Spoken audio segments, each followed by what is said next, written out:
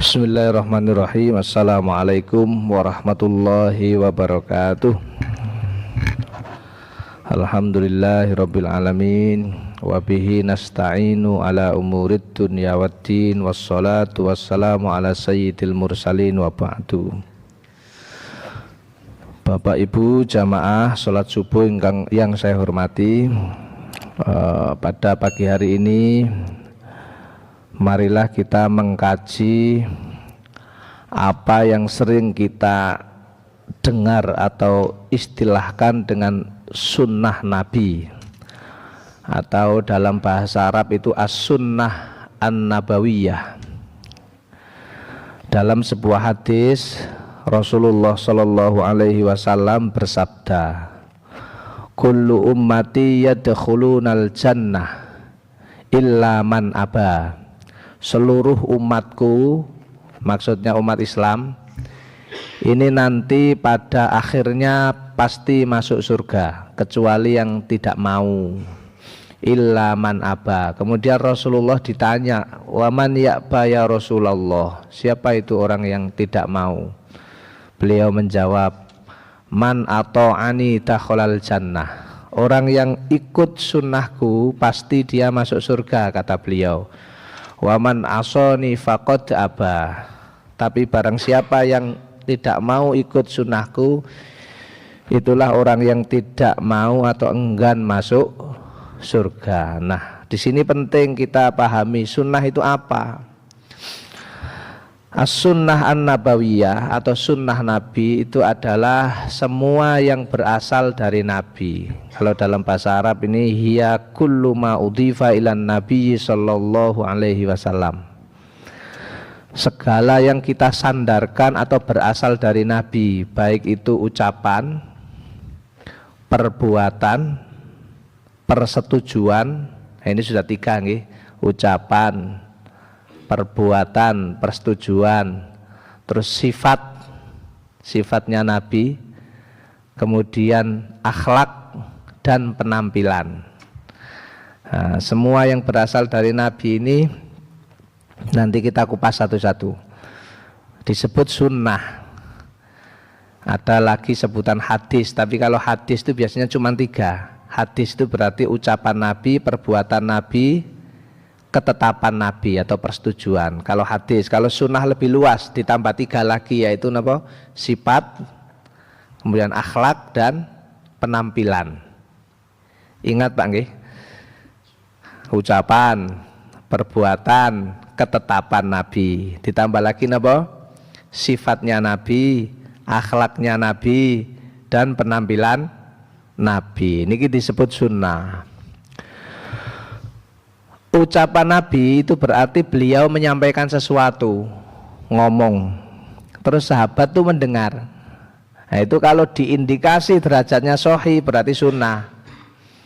Contohnya Nabi nyuruh kita puasa 10 Muharram. Niku sunnah niku puasa 10 Muharram. Terus di akhir hayat beliau mengajak untuk ditambahi dengan 9 Muharram. Berarti berapa hari itu Pak? 2 nggih. Tapi yang 9 Muharram Nabi tidak pernah melakukan, karena habis menyampaikan beliau kapundhut. Berarti tidak sempat.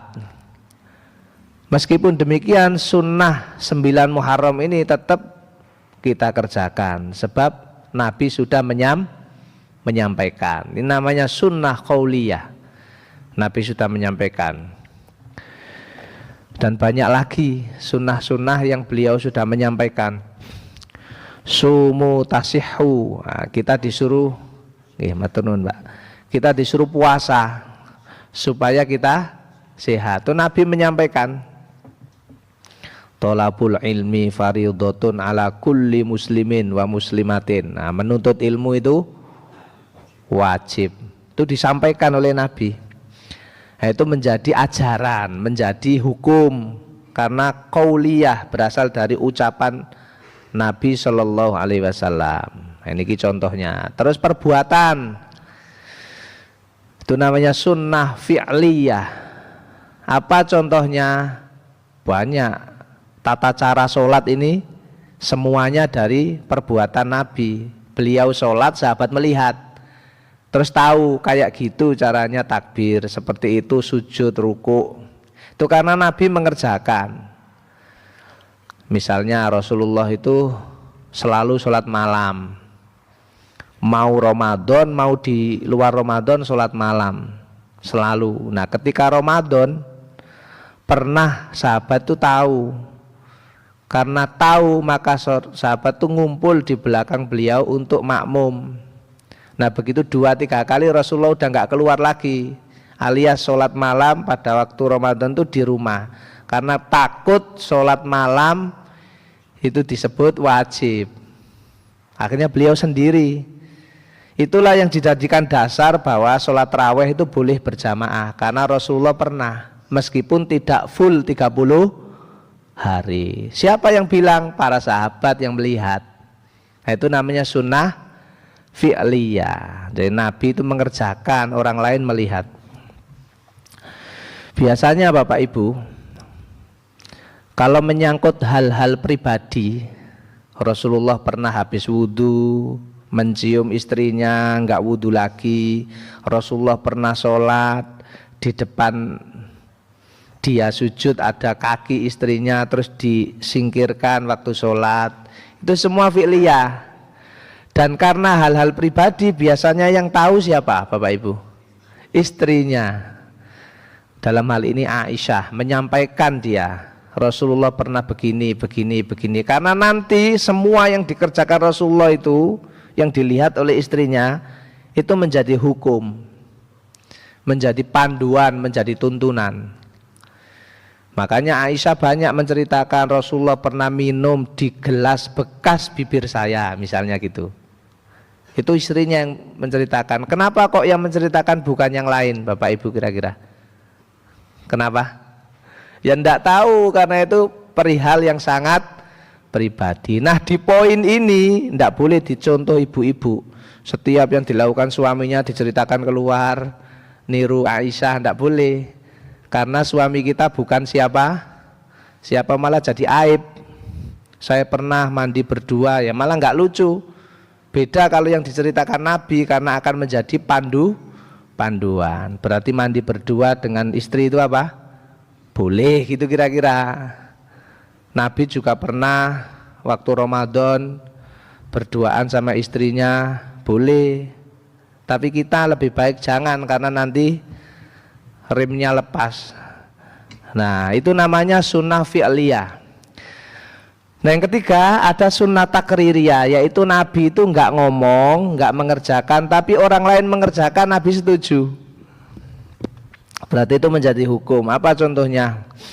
Ya, yang paling gampang itu Rasulullah mengajarkan doa i'tidal, bangun dari ruku. Pripun niku doanya? Rabbana walakal hamdu. Ada sahabat yang nambahi hamdan katsiron thayyiban mubarakan fi. Nah, itu bukan dari Nabi, tapi Nabi mendengar itu setuju. Beliau membenarkan. Nah, berarti itu menjadi sunnah takririyah. Nomor berapa Bapak Ibu? Nomor 3 nggih. Ucapan, perbuatan, ketetapan atau persetujuan. Sama dengan ketika ada dua sahabat itu di tengah perjalanan mendengar azan. Karena nggak ada air, keduanya tayamum. Terus kedua-duanya ini sholat karena sudah dengar napa? Azan. Nah setelah sholat ternyata sebentar kemudian menemukan air. Nah dua sahabat ini mulai berbeda pendapat. Yang pertama, dia tidak sholat lagi karena sudah sholat dengan tayamum. Yang sahabat kedua wudhu karena nemu air, terus habis itu sholat lagi. Berarti sholat berapa kali Bapak Ibu? 2 kali. Nah ini dua-duanya datang kepada Nabi mengadu. Siapa ini yang melakukan? Nabi atau orang lain? Orang lain. Tapi itu ngadu kepada Nabi, mana di antara kami ini yang benar? Nah, Nabi terus menjawab, kamu yang sholat sekali, qad asobta sunnah, kamu udah benar. Nah kamu yang sholat 2 kali dapat pahala 2. Mana yang salah? Tidak ada. Ini namanya sunnah. Napa mau? Takririyah. Jadi Nabi nggak mengerjakan, tapi orang lain mengerjakan, beliau tidak menyalahkan. Ini menjadi hukum Bapak Ibu. Berarti nanti kalau kita itu sholat dengan tayamum sudah cukup. Tapi kalau kita ingin 2 kali, ya boleh-boleh saja. Dapat berapa pahala tadi? Nah Bapak Ibu, karena sunnah ini ada yang qauliyah, ada yang fi'liyah, ada yang takririyah. Termasuk nanti ditambah lagi 3 sifat Nabi, akhlak Nabi, penampilan Nabi. Itu kan melibatkan orang lain. Misalnya perbuatan atau ucapan, itu kadang ucapan beliau di satu tempat itu enggak selalu persis begitu di tempat lain. Sehingga kadang memunculkan perbedaan pendapat. Contohnya tadi sahabat Nabi saja ketika sholat di tengah keadaan musafir beda. Ada yang sekali, ada yang 2 kali. Sampai sekarang ketika kita sudah hidup tidak berjumpa langsung dengan Rasulullah SAW, perbedaan di kalangan umat Islam itu pasti adanya. Pasti, karena satu dan lain keadaan bisa berbeda. Oleh karena itu dalam Islam perbedaan itu boleh sepanjang ada dalilnya, meskipun Nabi nggak pernah mengerjakan. Ya misalnya ceramah pakai handphone begini ini atau pakai apa ini, nggak ada. Apalagi masjid seindah ini, nggak ada. Dulu zaman Nabi belum ada karpet yang halus seperti ini. Ini kalau semuanya dipukul rata bahwa nggak boleh karena dulu nggak ada, wah ya repot. Seperti orang mempermasalahkan kok terawih ada kultumnya. Nabi dulu nggak ada kultumnya, terus kira-kira dihapus kultumnya. Piye? Banyak nanti yang akan terhapus. Jadi memahami sunnah itu harus dengan ilmu. Terus apalagi Nabi kalau selesai sholat tuh nggak berdoa, tapi berzikir. Jadi disimpulkan yang berdoa setelah sholat itu salah. Wah repot Pak nanti kalau gitu. Nabi juga nggak pernah kuliah, apalagi sampai S2, S3 nggak pernah. Ujian skripsi ya nggak pernah. Terus apalagi Nabi kok jadi PNS enggak. Nah, sekarang keluar semua yang jadi PNS. Ya nggak begitu. Makanya memahami Islam itu nggak cukup dengan semangat, harus dengan ilmu. Termasuk sunnah nih. Bayangkan Bapak Ibu nggih. Iki kula kasih contoh perbedaan yang sering terjadi dan ada di masyarakat. Karena sholat malam itu bagi Nabi wajib, baik di dalam maupun di luar Ramadan. Hanya yang di dalam Ramadan pernah diikuti sahabat 2-3 kali. Tapi kan beliau sholat malam, meskipun pada akhirnya tidak bersama sahabat. Nah kemudian kelak sahabat itu bertanya kepada Aisyah. Siapa tadi Aisyah? Istrinya. Ditanya, berapa memangnya sholat malam Nabi itu? Nah Aisyah jawab, kalau di dalam Ramadan atau di luar Ramadan itu jumlahnya 11.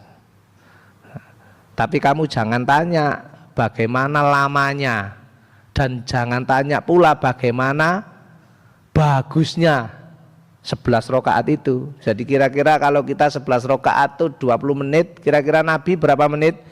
Ya mungkin lebih dari itu. Jangankan Nabi Pak, saya ini di Malaysia lama waktu ambil S3. Ini terawih di Malaysia itu rata-rata itu selesainya itu kisaran jam 11 Pak. Gitu. Karena isaknya juga agak mundur, tapi memang sholatnya orang Malaysia lama Pak. Ceramah begini nih Pak, tiap hari dan hampir sampai teratas Padang, sampai terang gitu. Saya tahu karena memang saya lama di sana dan saya melihat, mengamati. Jadi kalau kita itu tanya ke orang atau kita melihat seperti tadi Aisyah jawab, sholatnya Nabi itu 11 rakaat. Nah ini hukum diambil akhirnya. Misalnya teman-teman Muhammadiyah yang ngambil ini, berarti sholat malam atau tarawih jumlahnya berapa? 11. Itu benar. Nah nanti yang lain ternyata melihat praktek kemudian pada zaman khalifah mengadakan lagi tarawih berjamaah di masjid itu ternyata tidak 11 tapi 23, dan dianggap bahwa sahabat itu adalah orang yang mengerti prakteknya Nabi. Berarti diambil dalil bahwa tarawih itu bukan 11 tapi 23. Jane ini tuh sama-sama ada dalilnya, tinggal pakai yang mana. Ini contohnya kalau kita melihat perbedaan sama-sama memahami dalil. Nah yang repot kadang nggak ngerti atau ngerti salah satu menyalahkan yang lain. Itu contohnya. Nah sekarang Bapak Ibu, kita melihat dari sunnah yang 6 tadi nggih, mulai dari ucapan Nabi, perbuatan Nabi, terus ketetapan Nabi, sifat Nabi, akhlak Nabi, bahkan penampilan Nabi itu dipilah lagi oleh para ulama. Ini yang penting karena terkait hadis yang tadi, bahwa siapa yang ikut sunnah masuk surga, yang nggak ikut sunnah tidak masuk surga. Dari 6 tadi mana kira-kira sunnah-sunnah yang harus kita ikuti dan mana yang boleh kita tinggal meskipun Nabi mengerjakan tapi kita haram mengikutinya, atau bahkan mana sunnah yang boleh kita tinggal, boleh kita ikuti.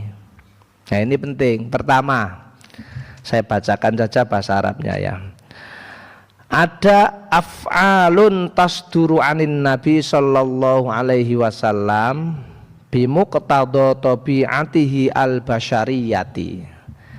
Kalau ada sunnah-sunnah Bapak Ibu yang dikerjakan Nabi atas dasar memang begitu tabiat Nabi terkait dengan kebiasaan beliau, terkait dengan kemanusiaan beliau, maka sunnah-sunnah jenis ini boleh saja tidak kita ikuti, alias mengikuti juga boleh. Nopo contohnya, Nabi itu sehari-hari rambutnya panjang. Nah itu apakah kita semua harus panjang rambutnya yang laki-laki? Tidak harus, karena itu ya memang tradisi, kebiasaan dan kemanusiaan Nabi, penampilan sebagai manusia biasa. Rambut beliau panjang.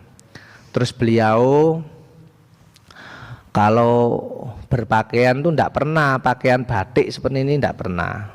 Atau pakai kopiah seperti ini, ya enggak, ini songkok nasional ini. Orang Malaysia aja udah beda, Mesir beda lagi, ada yang kayak gini juga. Nah berarti kan tidak sama dengan Nabi. Apakah kita salah begini ini? Tidak, karena ini adalah kemanusiaan secara umum orang Indonesia, tradisi.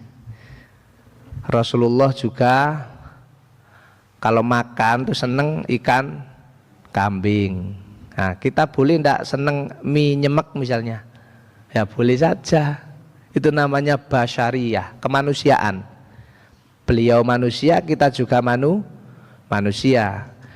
Nah, itu banyak yang kayak begitu. Jadi tidak semua yang dikerjakan oleh beliau, apalagi yang bukan termasuk panduan agama, kita harus ikut. Pernah Rasulullah kan bersabda tentang cara menanam kurma, antum a'lamu bi umuri dunyakum. Nah, ini masalah tanam menanam kurma, ya bisa jadi kamu lebih pintar dari saya. Siapa yang bilang begitu? Rasulullah. Kenapa? Ya karena nanam kurma kok ditanya no Nabi. Sama dengan mosok jenengan milih baju aja ngundang profesor ditanyai. Ya ndak, itu urusan yang sangat ya biasa, sederhana. Rasulullah juga basyar, manusia, kita juga iya.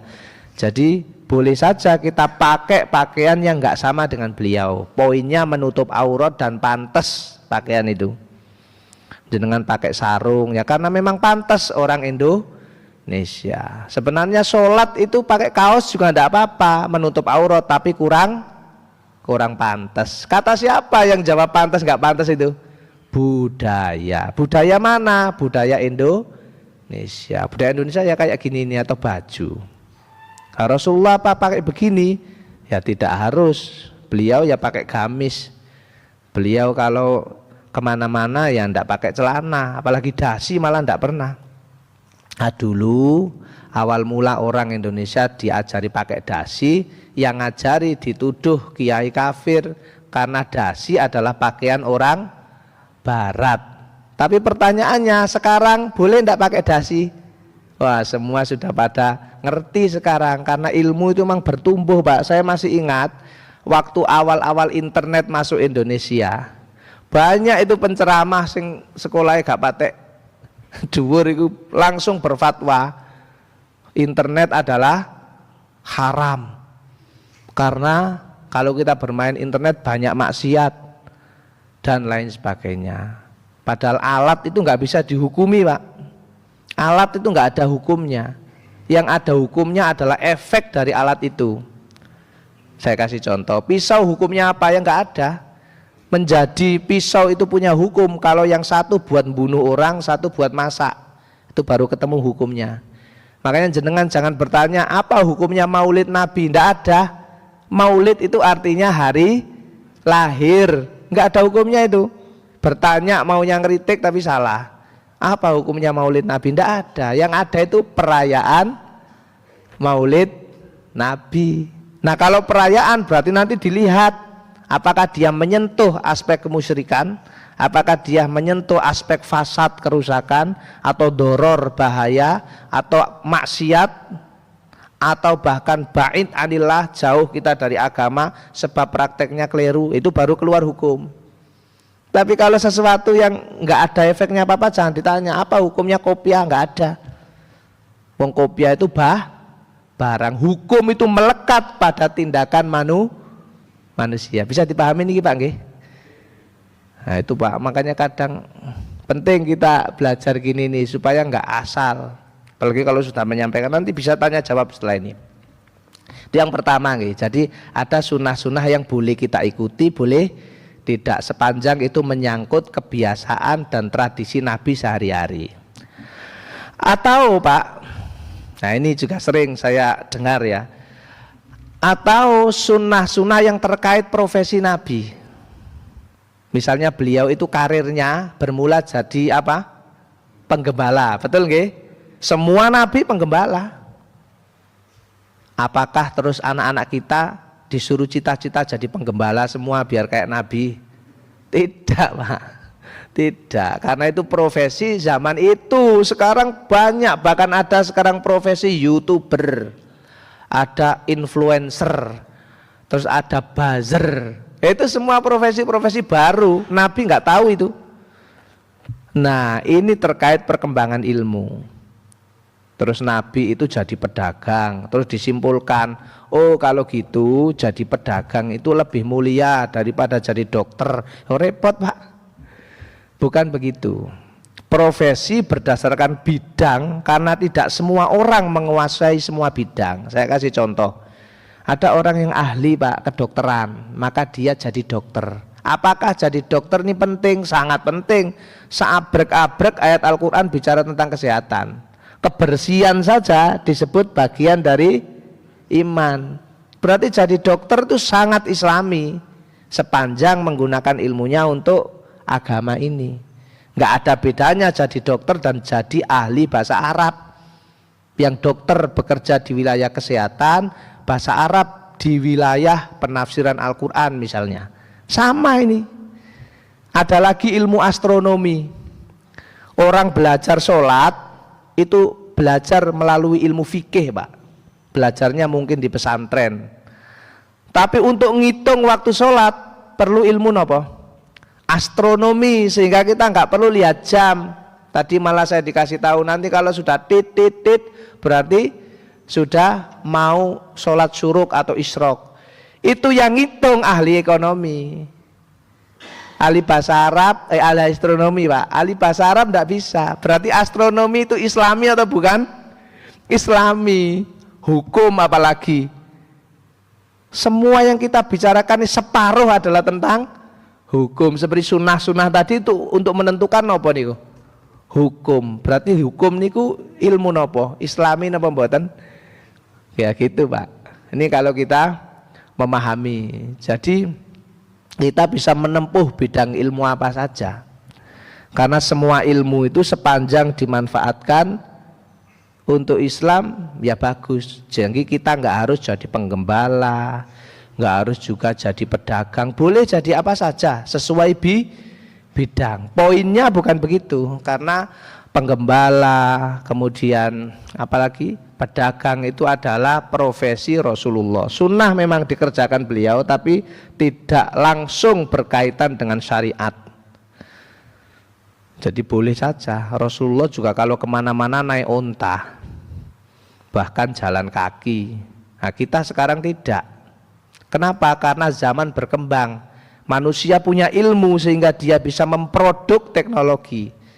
Karena manusia itu pinter, ilmunya itu melahirkan anak kandung bernama teknologi. Sehingga dulu ke masjid jalan, sekarang pakai kendaraan. Ini juga nanti terkait seperti pertanyaan, kalau sholat sunnah qobliyah subuh itu di masjid atau di rumah?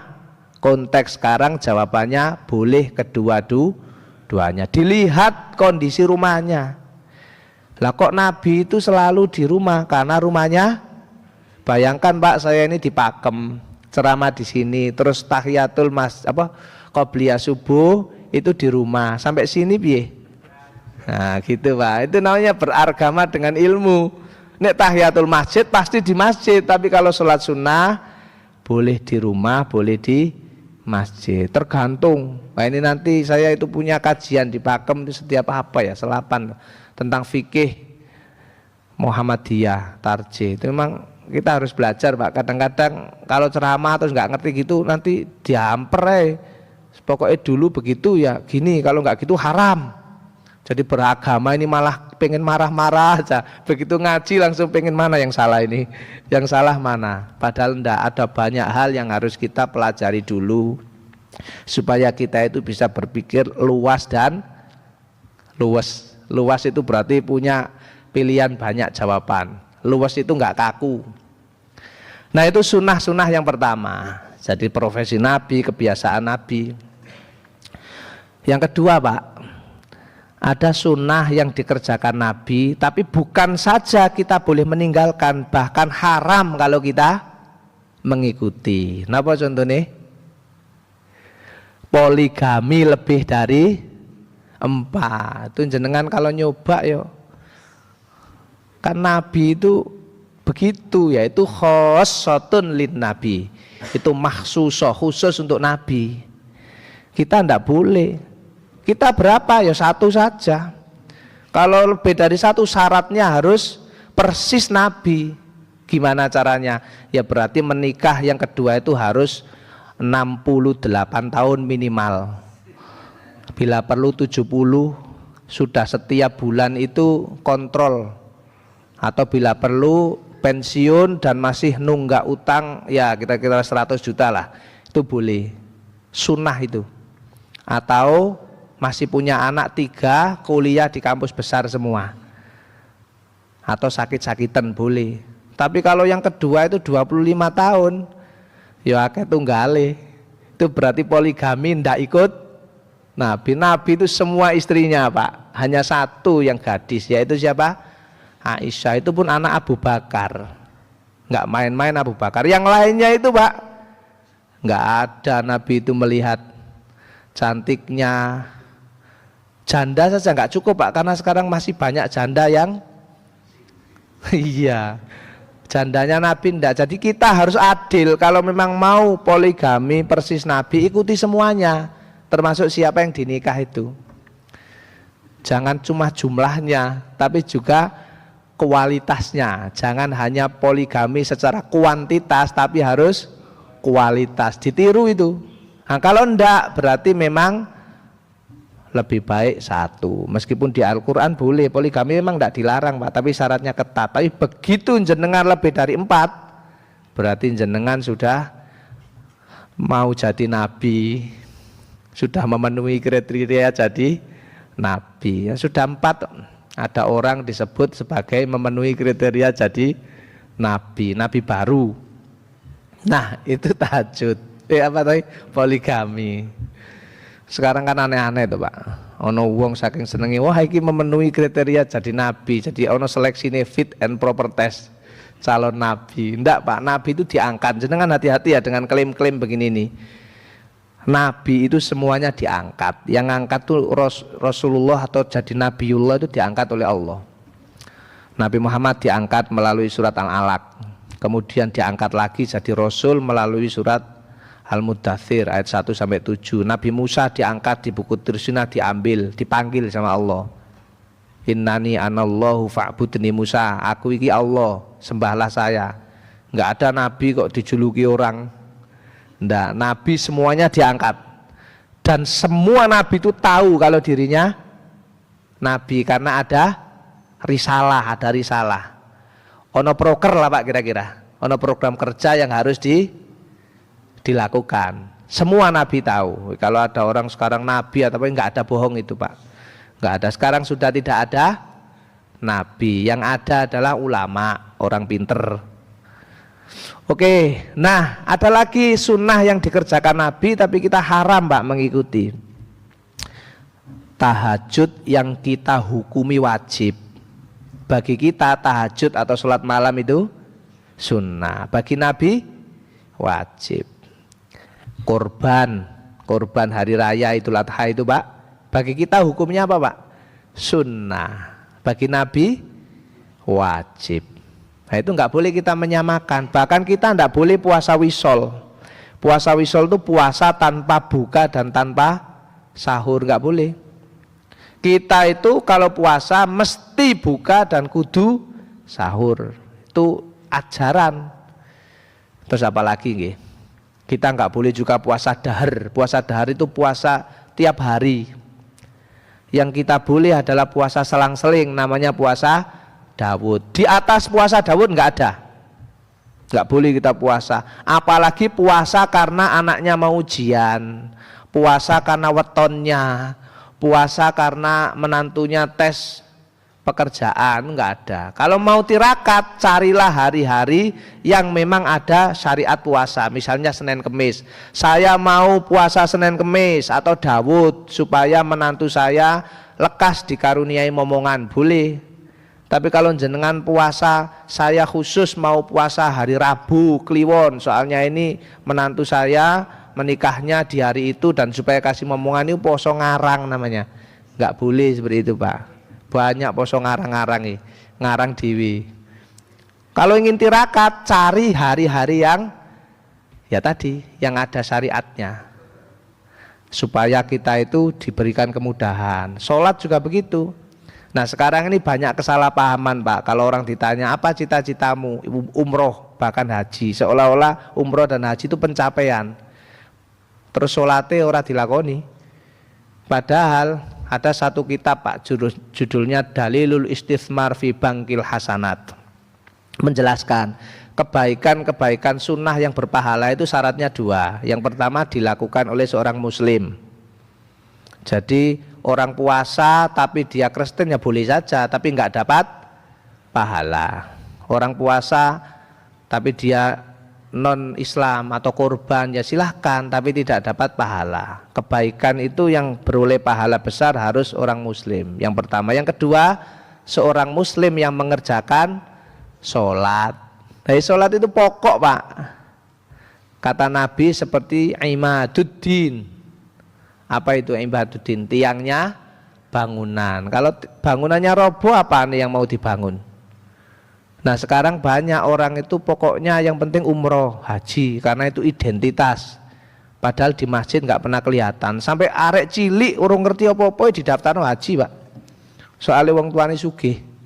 Ya bagus-bagus saja, tapi harus dididik juga mengerjakan yang pokok-pokok, termasuk yang paling utama adalah sholat. Ke masjid gini nih Pak, jamaah ini. Kalau kebaikan dikerjakan oleh orang yang tidak sholat, kata kitab tadi itu disebut sebagai seperti memasukkan air ke gelas yang tidak ada alasnya. Berarti kemana airnya Pak? Hilang Pak. Dituang gini hilang karena nggak ada alasnya. Nah ini penting banget karena sholat itu pokok. Ada di hadis lain, segala yang paling penting adalah al-islamu wa amuduhu as-sholatu. Jadi kalau diambil yang paling pokok dalam Islam ini ya sholat. Nah inilah yang harus kita ikuti dan haram kalau kita tinggalkan kalau itu syariat atau sunnah yang ketiga, yaitu yang menyangkut tuntunan agama. Jadi kalau yang pertama tadi boleh kita tinggal, boleh kita ikuti kalau itu sunnah menyangkut kemanusiaan dan kebiasaan Nabi, seperti rambut panjang, jadi pedagang, jadi penggembala, itu boleh kita ikuti, boleh kita tinggal. Kita juga boleh berpakaian tidak seperti pakaiannya Nabi, boleh pakai celana, pakai training karena mau olahraga, pakai sepatu boleh. Yang kedua, ada sunnah-sunnah yang Nabi mengerjakan tapi kita haram ikut karena itu khusus untuk beliau. Contohnya apa? Menikah lebih dari 4, tahajud wajib, terus apa lagi? Ya puasa. Rasulullah itu bisa loh Pak, puasa enggak kayak kita gini nih, jadi kuat. Bahkan beliau itu kekuatannya di hadis lain, istrinya banyak karena sama dengan puluhan laki-laki, diberi kekhususan. Jadi kalau Rasulullah misalnya punya istri banyak, satu malam tuh bisa menyelesaikan tuh, karena beliau punya kekuatan yang diberikan kelebihan. Nah kita bisa, habis itu stroke, habis itu enggak bisa karena kita bukan beliau. Ada hadis lain, kalau perang itu 1 bulan belum ketemu Nabi, musuh sudah gentar, sudah grogi. Nah itu contoh-contohnya. Jadi enggak semua harus kita ikuti, bahkan ada yang haram. Beda. Rasulullah kemana-mana diikuti apa? Awan, sehingga beliau nggak kepanasan, nggak perlu AC kayak kita, nggak perlu. Bahkan beliau sebelum jadi Nabi punya irhas. Irhas itu kemuliaan, kehebatan yang pernah dibersihkan dadanya oleh malaikat waktu dirawat oleh siapa itu? Kok saya lupa tiba-tiba yang merawat Rasulullah, disusukan itu beliau dibedah oleh malaikat 2, dibersihkan dadanya, sehingga beliau tidak punya maksiat. Semua yang disampaikan tuh in huwa illa wahyun yuha, pasti yang disampaikan adalah wahyu. Beda dengan kita. Makanya jangan jangan menyamakan kita kayak Nabi. Poligami sunnah, iya poligami nih, kualitas yang dipoligami kok nggak sunnah. Nah itu diikuti. Yang ketiga barulah sunnah yang mengandung atau terkait tuntunan agama. Itulah yang harus kita ikuti. Kata hadis tadi, kalau kita nggak ikut berarti kita disebut nggak mau masuk surga.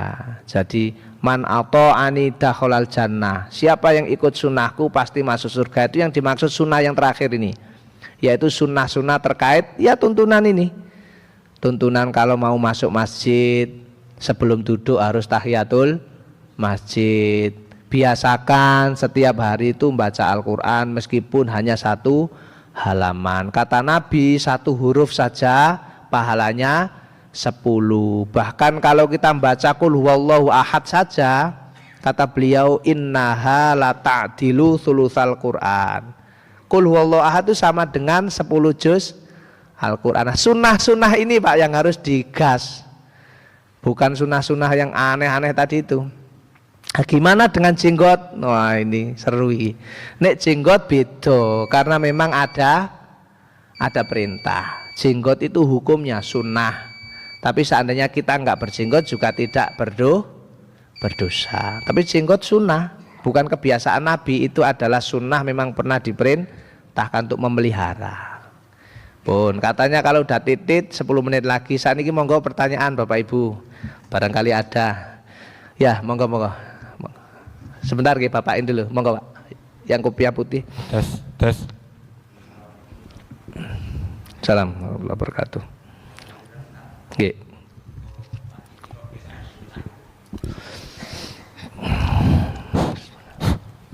Bismillahirrahmanirrahim. Assalamualaikum warahmatullahi wabarakatuh. Assalamualaikum warahmatullahi wabarakatuh. Alhamdulillah untuk pagi ini Ustadz menyampaikan yang berkaitan dengan sunnah, di mana zaman Nabi tidak ada yang namanya mandhab, kemudian turun sahabat, tabi'in, kemudian muncul ulama, dan juga munculnya madhab, di mana madhab sendiri itu ada 4 madhab. Nah, kenapa dari masing-masing madhab itu bisa mengeluarkan fatwa yang bisa dikatakan bersimpangan, yang muncul ke bawah, ke jamaah, yang namanya khilafiyah atau perbedaan. Ada yang masuk ke ranah dhaif, ada yang ranah hasan.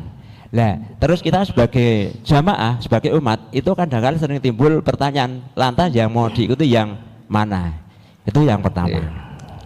Yang kedua, kadang kita itu sing diarani taklid, di mana kalau sunnah itu jelas ada, tapi kita tidak mau mengikuti sunnah itu, tapi kita malah melu-melu sing katakanlah entah itu kiainya, entah ustadznya, namun seolah-olah tidak berdasar dengan hadis. Itu bagaimana? Terima kasih atas mohon penjelasannya dan pencerahannya. Assalamualaikum warahmatullahi wabarakatuh. Assalamualaikum warahmatullahi wabarakatuh. Nggih, monggo Pak yang kopiah hitam. Oh nggih, terwakili nggih.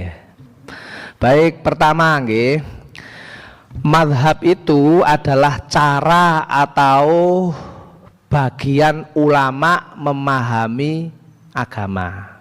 Seperti tadi nggih, sahabat saja memahami persoalan itu nggak bisa sama, ada yang beda.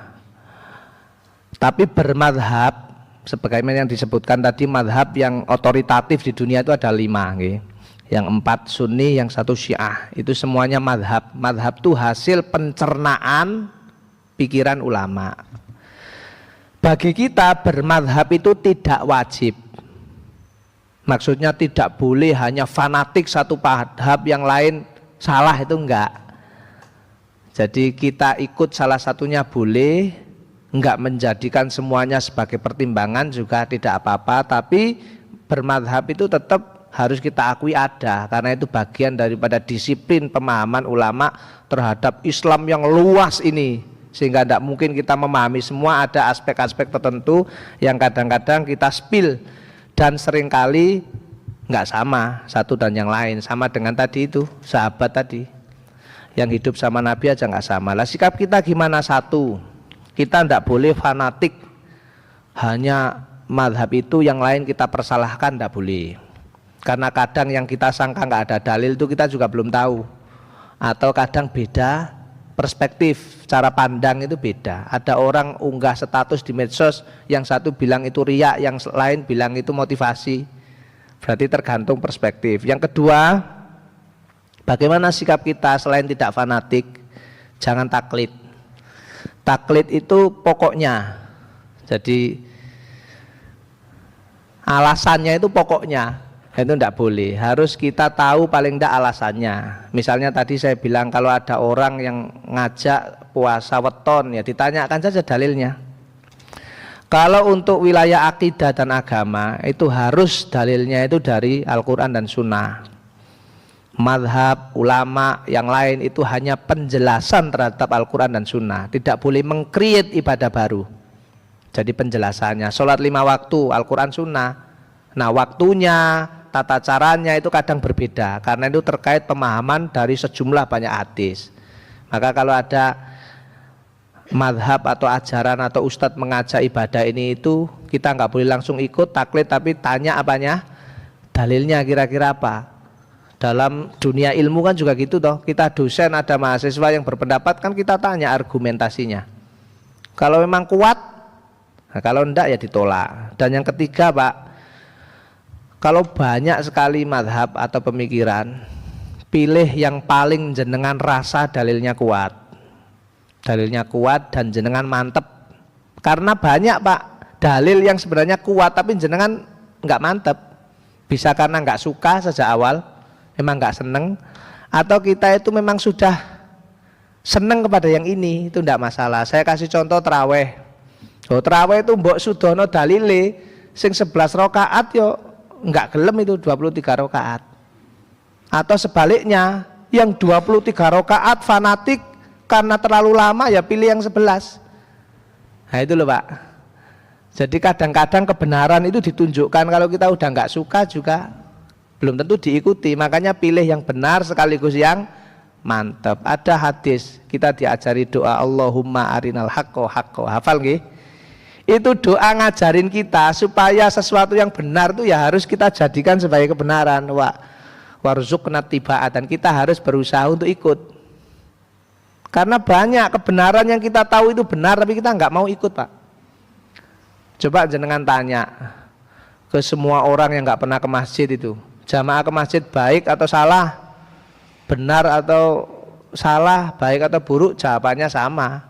Tapi ikutnya gimana? Berat. Sama Pak, mazhab juga gitu, banyak Pak. Nanti kalau kayak gini-gini itu ada di ikhtilaf, khilafiyah fikih itu diperbolehkan memang bapak-bapak, ibu-ibu, sepanjang ada dalil. Nggak bisa kita memaksa satu pendapat.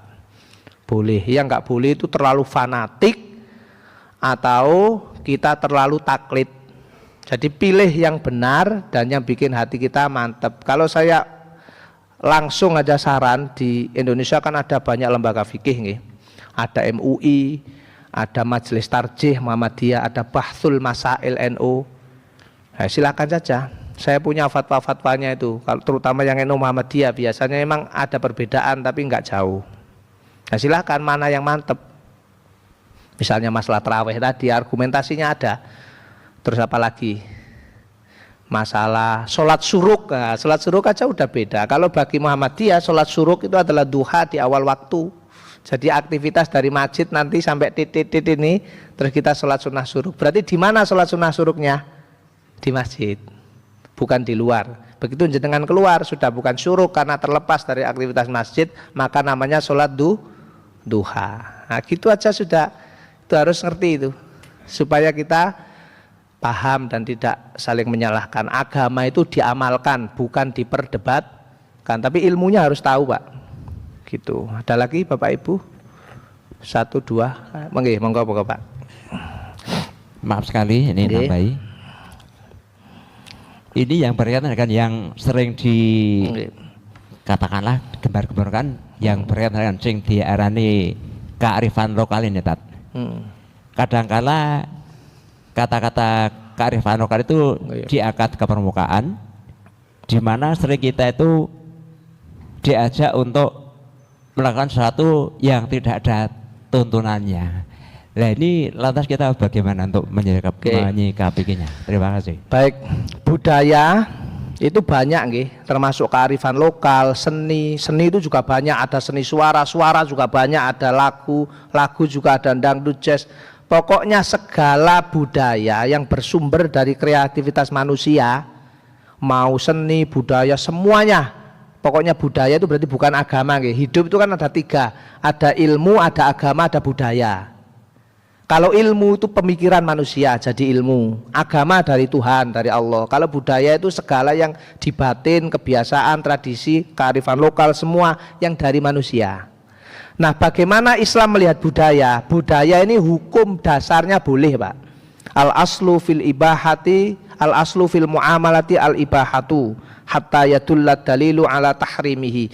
Hukum asal budaya itu boleh, tetapi bisa berubah jika budaya yang boleh ini menyentuh 5 aspek. Nah, jadi nanti jenengan lihat budaya apa saja, mulai jatilan, perayaan, lagu, seni, apa saja, kalau nyenggol 1 dari 5 yang saya sebutkan nih, berarti hukumnya bisa berubah, bisa makruh bahkan haram, atau apalagi nyenggol semuanya. Pertama, budaya itu bisa berubah hukumnya kalau mengandung kesyirikan. Ingat, Nabi Ibrahim menghancurkan semua patung. Kenapa? Karena disembah. Tapi ada satu besar loh yang nggak dihancurkan. Betul nggak? Ada satu. Kenapa nggak dihancurkan? Litakdib, untuk mengajarkan kepada masyarakat, sing ngancurno patung kecil-kecil bukan saya, tapi tanyakan kepada satu patung yang besar ini. Berarti itu sedang menyindir. Berarti patungnya yang haram atau patung yang disembah? Paham maksud saya nggih? Patungnya ndak haram, tapi penyembahannya itu loh.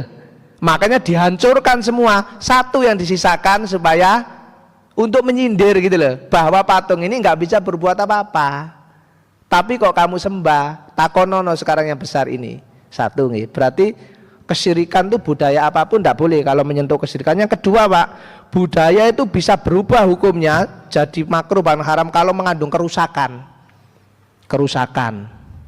Yang jangan bisa lihat sendiri apa budaya yang merusak moral, merusak bangsa, itu nggak boleh.